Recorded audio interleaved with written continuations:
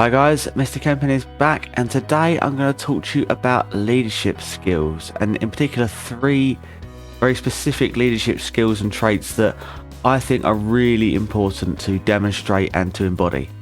Now, I've had the advantage of working with a lot of different people over the years in various different roles, and I've seen a lot of different leadership styles. Some of them have been inspirational and have really helped me excel.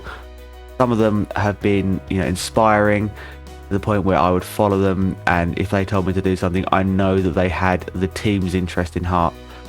And some of them have been less than inspiring and even detrimental at times. And because they haven't shown some of these skills I'm going to talk to you about. Now, it doesn't matter whether you're using these skills in the classroom, in a group project, if you're playing football in the park, if you're interviewing for a job, or if you're working as part of a team for an employer. These traits will help you demonstrate your ability to be a good leader, whether you're in charge or not. Because leadership isn't just if you're in charge. Leadership is at all levels of teamwork. The third on my list, I'm going to go in sort of ascending order here. Having the ability to listen. Listening to the opinions of your team and the people you work with is crucial. Hearing people out and listening to their ideas and opinions will make them feel valued. This is really important when you're working in a team. You also gain the opportunity to hear some really good ideas and ideas that you might not have thought of. Don't forget, the team is more than just you.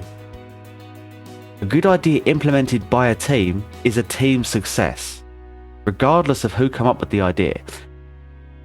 And giving a team member credit shows that you're not putting yourself above them. You are seeing them as a valued team member. It doesn't matter if you are discussing an important topic with a team member and you're helping to make a decision, or if they're just complaining to you. If you don't hear it, if you don't listen, you won't hear it. And then you're going to start encountering problems, especially if it's a complaint. You need to know what's wrong within the team, otherwise things will go horribly wrong.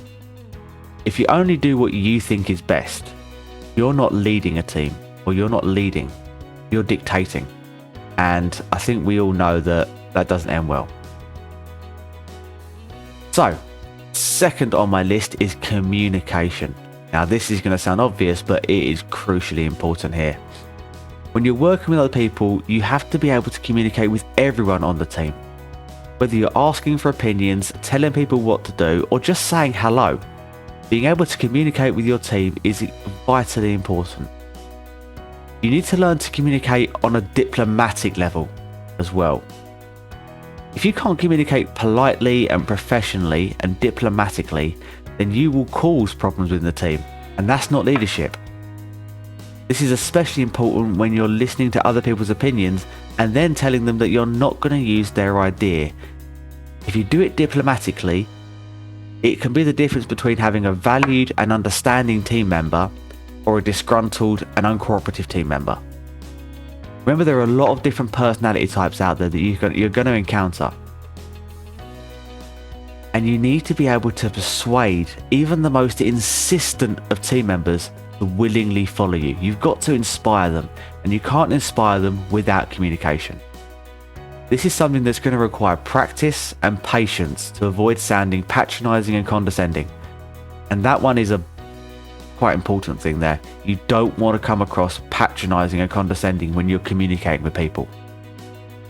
That's going to require empathy. Top of my list though is courage. Courage to take risks. Risk taking is always something that people look for in an interview, and employers say, I want a risk taker. It doesn't mean taking unnecessary risks or doing something that doesn't need to be done.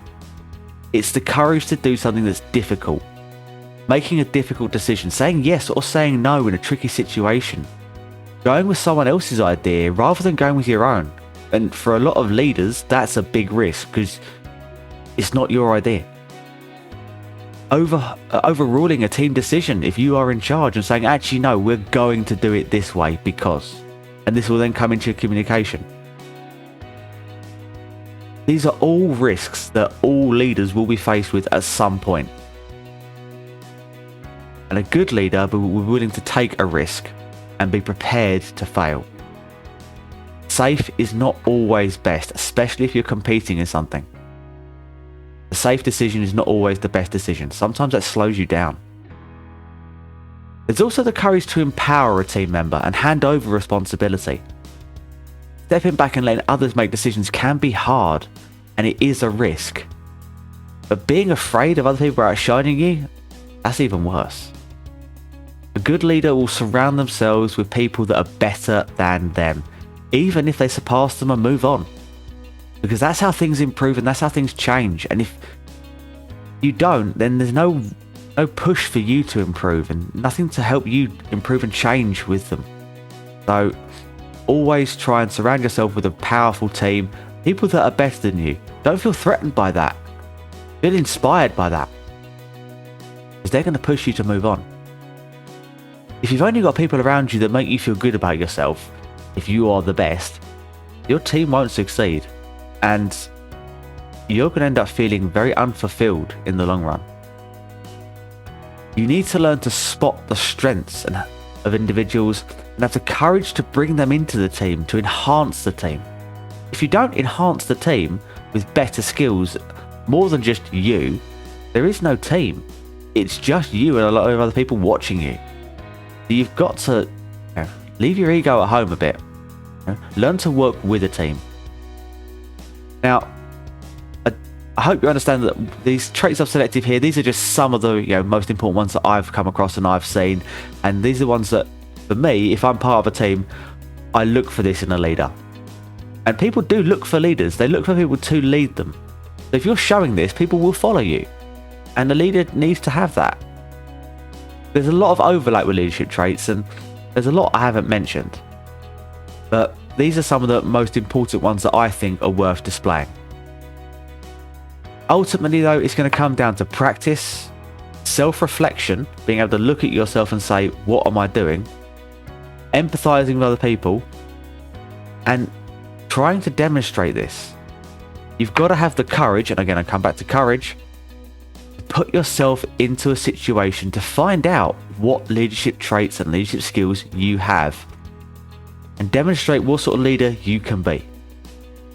Get out of your comfort zone, take a risk. So I hope you guys have found this useful. This is just a quick, my 3 top leadership skills to try and show. Okay guys, good luck.